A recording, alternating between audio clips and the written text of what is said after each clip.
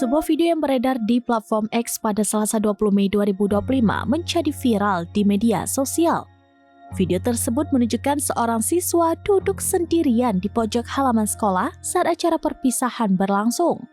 Narasi dalam video menyebutkan bahwa siswa yang dimaksud tidak diizinkan mengikuti sesi foto bersama karena menunggak pembayaran sumbangan pembinaan pendidikan atau SPP.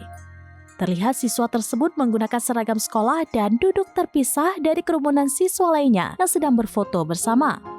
Unggahan ini memicu reaksi emosional dari warganet yang mengecam tindakan diskriminatif terhadap siswa yang mengalami kesulitan ekonomi. Hingga saat ini belum ada informasi resmi mengenai identitas siswa maupun lokasi sekolah tempat kejadian tersebut berlangsung. Pihak terkait termasuk Dinas Pendidikan setempat belum memberikan pernyataan resmi terkait insiden ini. Kejadian ini menyoroti pentingnya kebijakan pendidikan yang inklusif dan tidak mendiskriminasi siswa berdasarkan latar belakang ekonomi. Banyak warganet yang menyuruhkan agar pihak sekolah lebih bijak dalam menyikapi masalah tunggakan SPP, termasuk tidak mengorbankan hak siswa untuk berpartisipasi dalam kegiatan sekolah.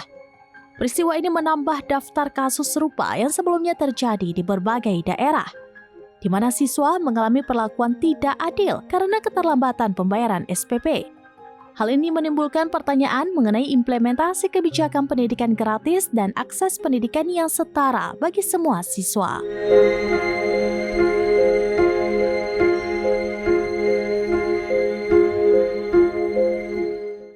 Download Tribun X sekarang, menghadirkan lokal menjadi Indonesia.